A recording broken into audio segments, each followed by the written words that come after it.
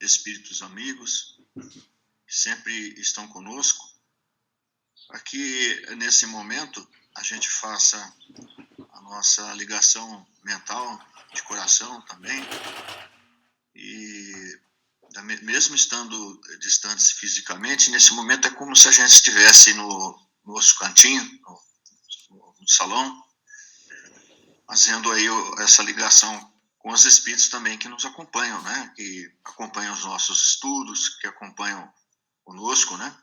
Fazem aí também a evolução conjunta com a gente. E a gente quer que essa prece seja elevada, seja direcionada ao mais necessitado. Pai nosso que estás nos céus, santificado seja o teu nome. Venha a nós o teu reino. Seja feita a vossa vontade, assim na terra como nos céus. O pão nosso de cada dia nos dai hoje e sempre. Perdoa as nossas dívidas, assim como nós perdoamos nossos devedores. Não nos deixe, mestre, cairmos em tentação, mas livrai-nos do mal, que assim seja.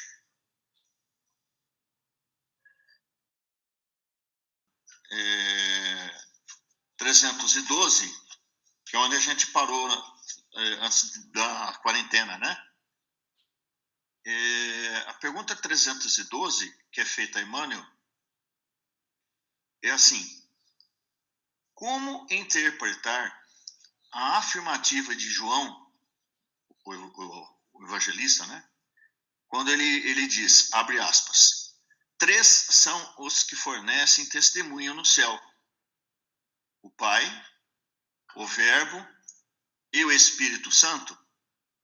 Então, essa pergunta é direcionada ao Emmanuel, fazendo um foco na questão da Santíssima Trindade, como a gente conhece aí na concepção da Igreja Católica, né? Então, qual é isso está na narrativa de João. Então, qual que é, no entendimento espírita, essa questão, né? Qual que é o entendimento que a gente tem? Então, vamos à resposta do Emmanuel. João referia-se ao Criador, a Jesus, que constituía para a Terra a sua mais perfeita personificação.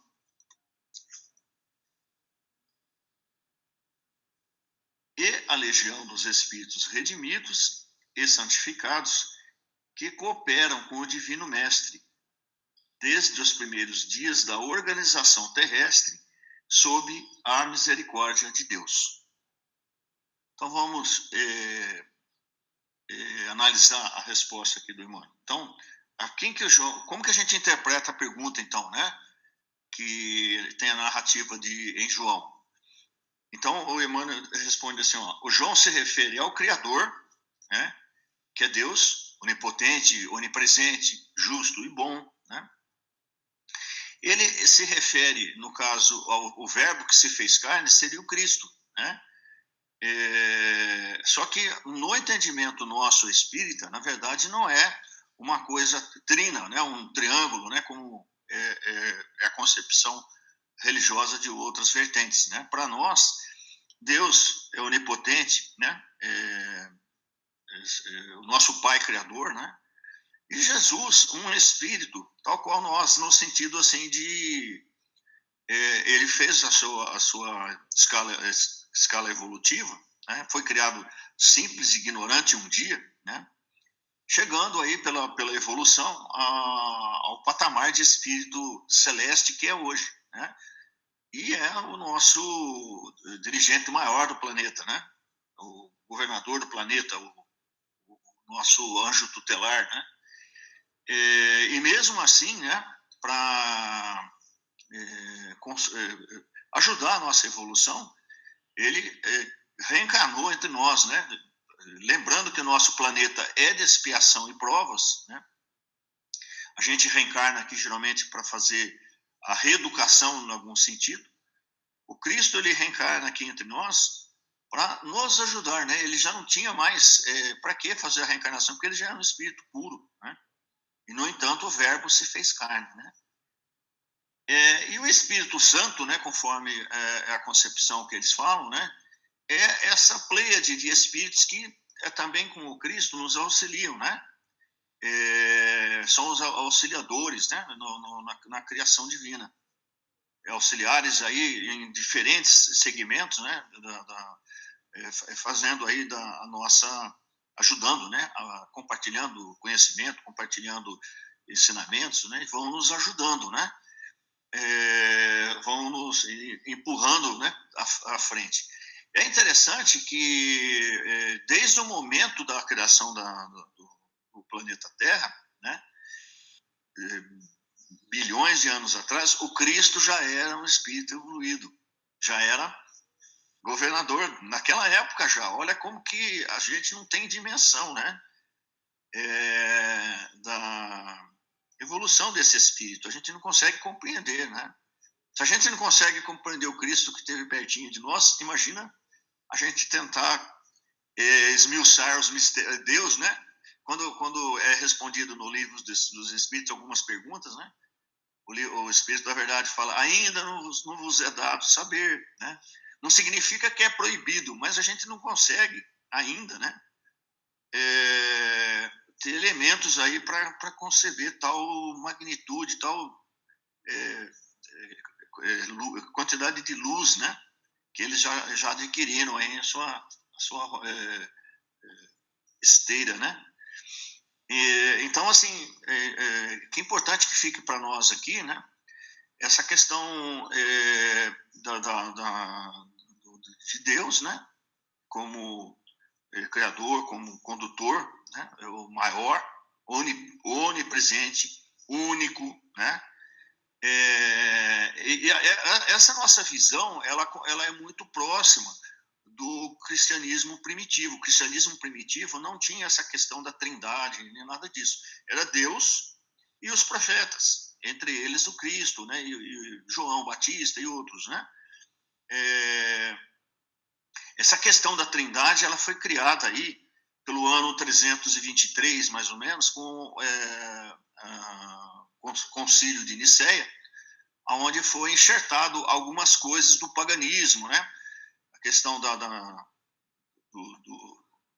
zoroastraísmo, do estudo mitraico, que sempre eles pensavam aí na questão de três forças no universo e por aí, né? E aí, para aproximar o paganismo, atrair, né, essas comunidades que o cristianismo estava chegando, houve alguns enxertos, né? Houve algumas criações, vamos dizer assim, né? Mas volto a repetir, né? Para nós espíritas, essa questão é bem clara, né? São pessoas distintas, né? Deus, o Cristo, né? Como referência maior para nós, mas um irmão nosso, né? Um espírito tal qual nós, né? E o Espírito Santo, a falange, né? De espíritos aí que colaboram. É interessante agora algumas concepções religiosas, não só a Igreja Católica, mas também a Igreja Adventista ou outras igrejas, quando eles veem fenômenos mediúnicos que ocorrem por aí, eles falam que é o Divino Espírito Santo, né? Então está bem próximo da explicação do Emmanuel aqui, né? Se a gente quiser colocar todos os espíritos na conta do Espírito Santo, chamar assim, né? Seria assim, né? Só que a gente percebe que nessa pleiade de espíritos que pululam ao nosso redor, existem sim os bons, que a gente pode chamar aí de anjos ou santos, né? E tem também aqueles que estão tal como nós, ainda fazendo a sua evolução, fazendo a sua jornada de aprendizado, né? Espíritos aí errando, que nem a gente, né? Aprendendo. Então, assim, dentro do Espiritismo, é essa concepção, é essa visão que a gente tem. Ao final, se vocês tiverem perguntas ou outros apontamentos, a gente vai abrir aí a sala para a gente voltar a continuar a fechar o assunto, tá? É que essa sala que eu estou usando, ela não permite parar o slide e conversar e voltar, né? Que ela é mais lenta, é mais pesada, né? Mas a gente vai aprimorar isso também aí, talvez com um outro tipo de plataforma. Vamos estudar para melhorar isso. Depois eu vou abrir, aí a gente fecha volta a tecer mais comentários se tiverem aí, ok? Então vamos então, essa aqui também está em João, né? O verbo se fez carne e habitou entre nós. Sim, é Jesus. E é interessante que isso estava desde o começo dos tempos criado, né? Um dia viria nascer entre nós um espírito especial, né? E ele seria marcado pela luz, pela estrela, né? Que brilhou nos céus, né? Tal era a sua importância, né? Tal era a sua magnitude. E muito antes do nascimento do Cristo, a gente vê os profetas já falando, né? Mais ou menos a época que ia acontecer, tudo direitinho. E os caldeus que conhecem, né? Que são uma civilização que, apesar de extinta, a gente pode considerar como se os conhecimentos deles estão até hoje sendo usados, né? Então, eles são presentes. Então, os caldeus conheciam a questão da astronomia e sabiam, né, que naquele tempo, com aquele tipo de constelação, de desenho estelar, né, nasceria o Messias, aquele que viria trazer um novo tempo, né? Então, aí a gente vê a figura dos chamados reis magos, que nada mais eram que estudiosos lá do Oriente, né? Que sabedores que ali estava o Messias, eles vieram reverenciar, né? Trazendo lá os presentes, trazendo lá a sua reverência. Então, muito antes, né, do nascimento do Cristo, os profetas já sabiam, né? E já preparavam a terra para esses adventos, né? Infelizmente, eu digo nós porque provavelmente muitos de nós reencarnamos nessa época, né? Não aproveitamos, né, essas ocasiões, né? Mas assim, sempre é tempo, né? Aluno repetente, ele reaprende e vai chegar uma hora que vai conseguir passar de ano, né? É um pouquinho mais, tem aluno que dá um pouquinho mais de trabalho, quem é professora sabe, né?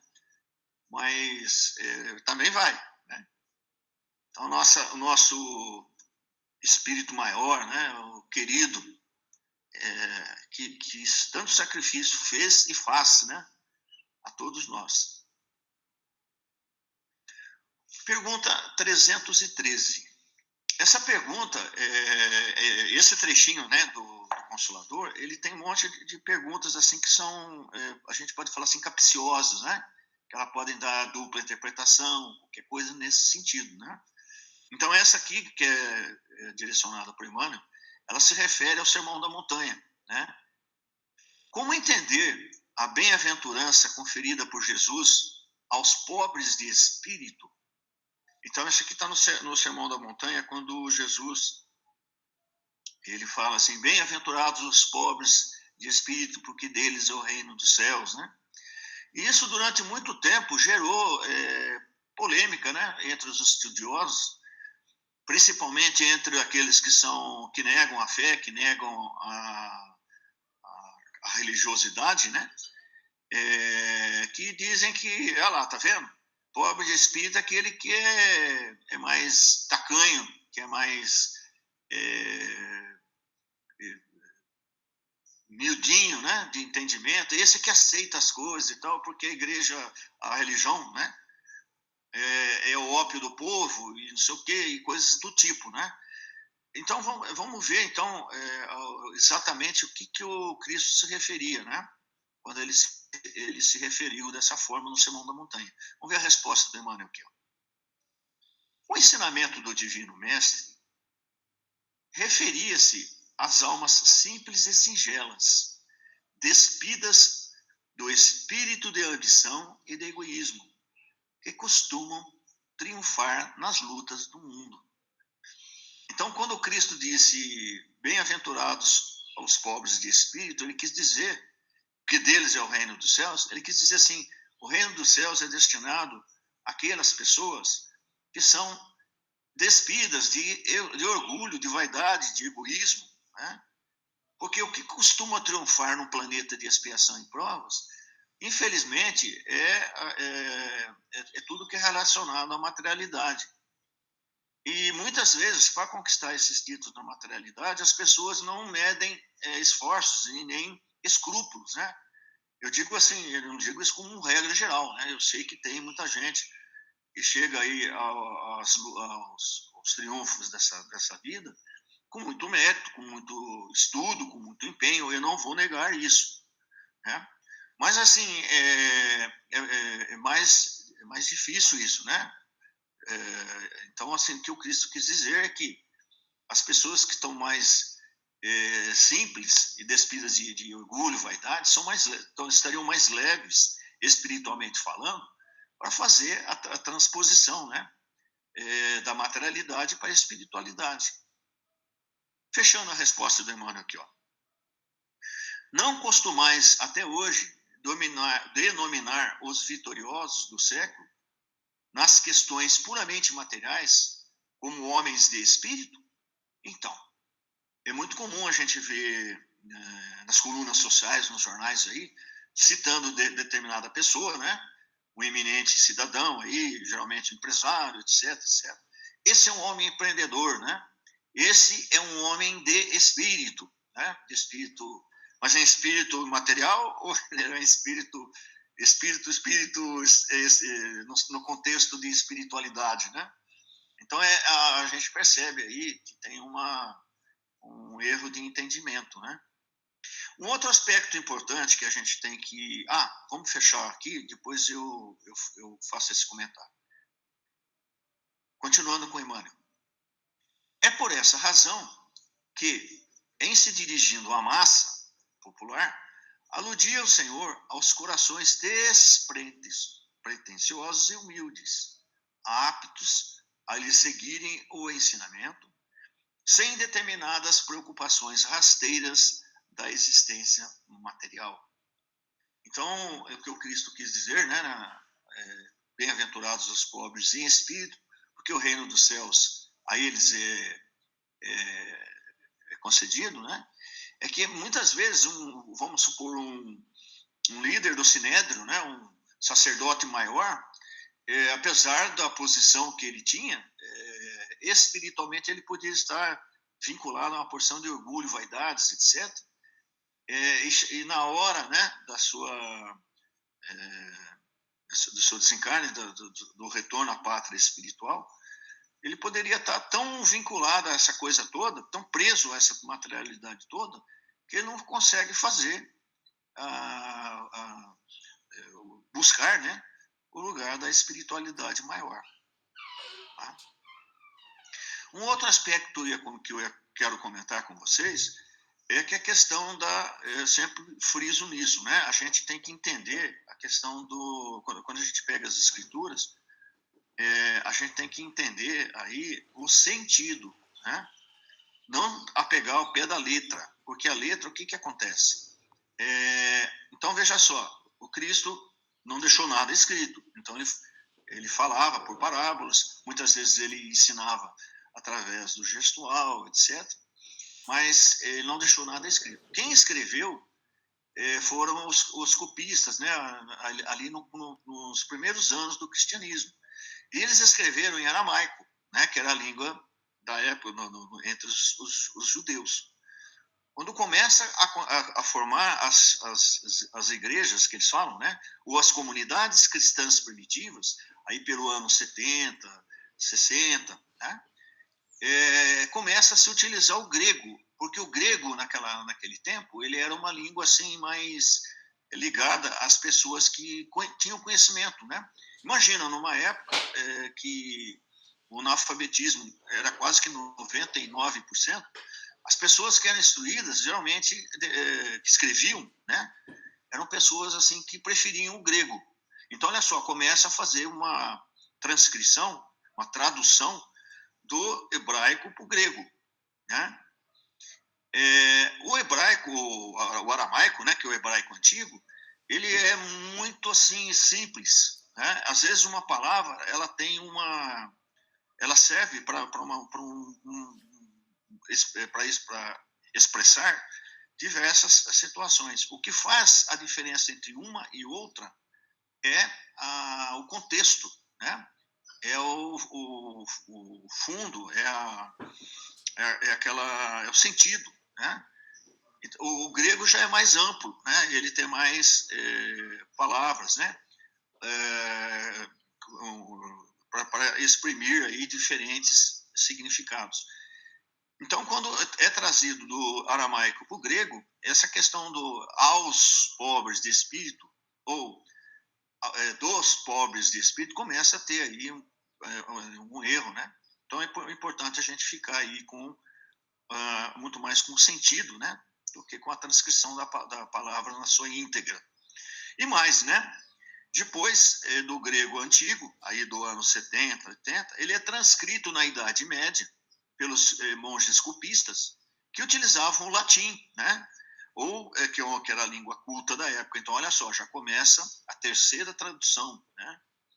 E, finalmente, aí, pelos anos 1500, 1600, começam as traduções para outros idiomas, né? Então, é uma série aí de... muita coisa é perdida, muita coisa até sem, vamos dizer assim, intenção, né? De não ter uma tradução fiel, né? E, muitas vezes, com finalidade, sim, com desejo, sim, né? É feito aí, vamos dizer assim, uma tradução, ou é feito uma forma aí direcionada, tá? É bem interessante a gente ver esse comentário que eu estou fazendo na atualidade, né? Os espíritas mesmo têm uma discussão em torno da questão da tradução do Livro dos Espíritos, e olha que o Livro dos Espíritos foi traduzido há 150 anos, né? 180 anos aí, e há uma discussão em torno do tema que não tem fim, né? Porque se a vírgula é aqui, a vírgula é lá, o que é, o que não é, né? Então, assim, o que é importante eu volto a reprisar, né? É a questão do sentido, tá? O Cristo jamais, né? Ele ia querer que as pessoas fossem limitadas a ganhar o reino dos céus. Não é esse o objetivo, né? As pessoas têm sim que ter conhecimento, as pessoas têm que ter amplidão porque o amor, né, é uma conquista, né? Mas o amor bem compreendido, ele é uma conquista maior, porque eu estou sabendo porque eu estou sendo impelido a fazer determinada coisa, né? Então, essa pergunta, nesse sentido, né, é bastante interessante. Essa figura aqui, eu busquei aqui para a gente tentar achar, né, um entendimento através de uma gravura, né? Quando a gente viaja aí para o interior, a gente encontra pessoas assim, né? De uma sabedoria adquirida na universidade da vida, né? Pessoas assim sofridas, sem recurso nenhum, não tem Wi-Fi lá, não tem sala do Google Meet, que nem a gente está tendo, não tem nada, né? Mas ele é de uma sabedoria, de uma bondade que, sem dúvida, né? Ele está mais próximo da espiritualidade do que eu, com acesso aí a bibliotecas, uma porção de coisas, cheio de vaidade, cheio de orgulho, né? Então, assim, é dessa forma que a gente compreende, né? O que é a questão aí da simplicidade, né? Da leveza, da questão de se conseguir o reino dos céus, né? O Chico, por exemplo, né? O que a gente encanta tanto a nós, né? É a simplicidade do Chico, né? É o jeito, olha só que ele falava pelo Emmanuel, e o Emmanuel fala muito profundamente, né? Os conceitos do Emmanuel. E o Emmanuel, o Chico conseguia traduzir Emmanuel pela sua singeleza, né? E a gente tem o Chico como uma referência exatamente pela simplicidade dele, né? Pelo jeito bom de ser, né? Muito bem.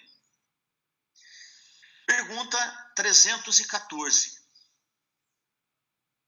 Qual a maior lição que a humanidade recebeu do Mestre ao lavar ele os pés de seus discípulos?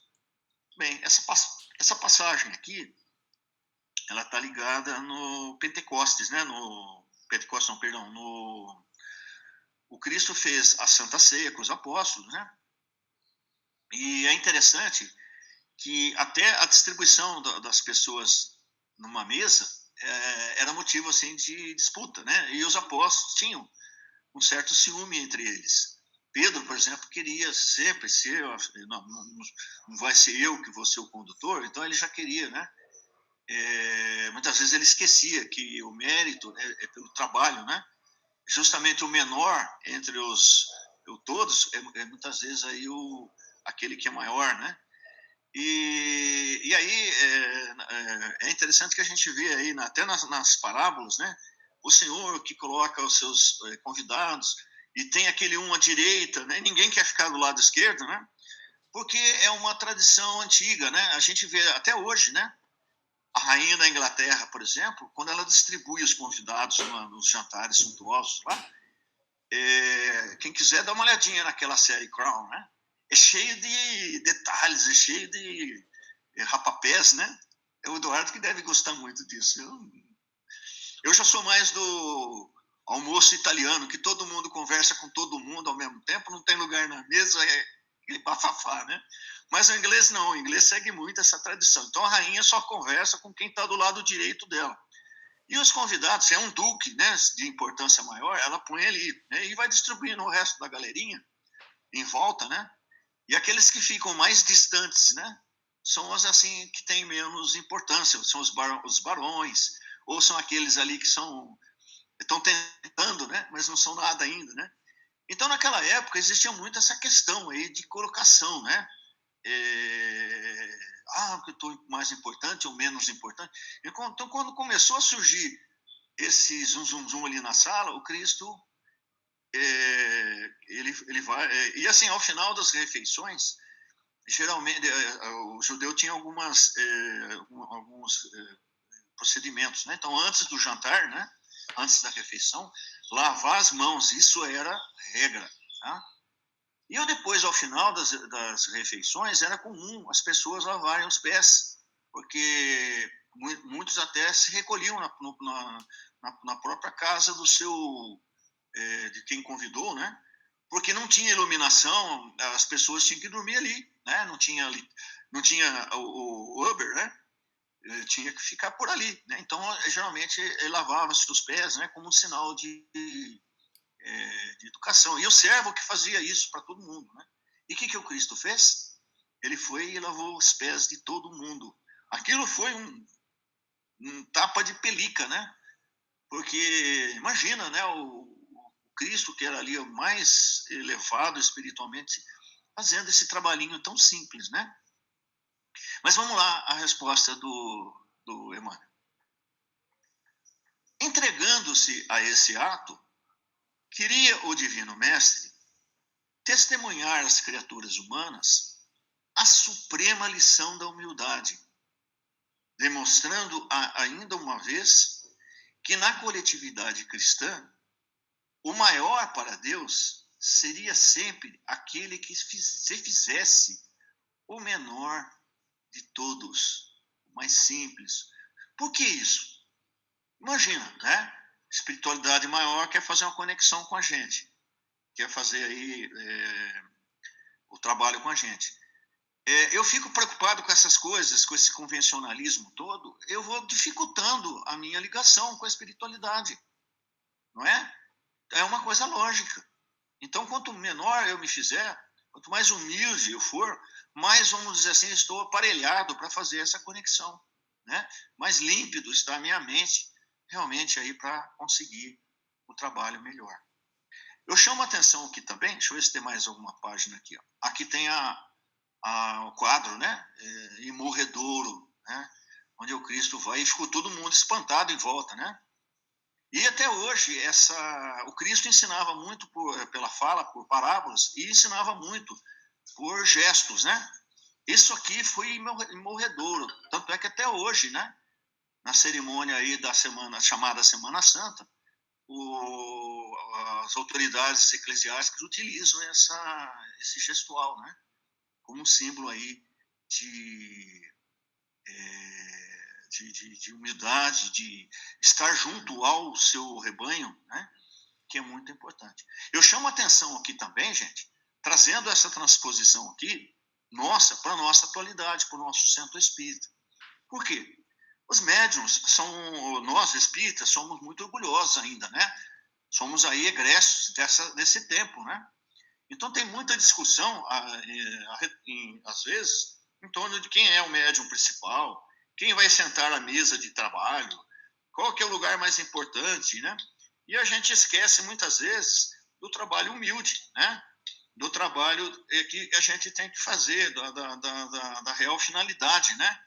Então a gente tem que estar sempre antenado, sempre atento, né, a esses ímpetos que a gente tem e repetir o que o Cristo fez. Se eu quero ser, vamos dizer assim, parte integrante de um conjunto, de um centro espírita, que eu seja o servidor mais pronto, que eu seja o que está pronto para servir a todos.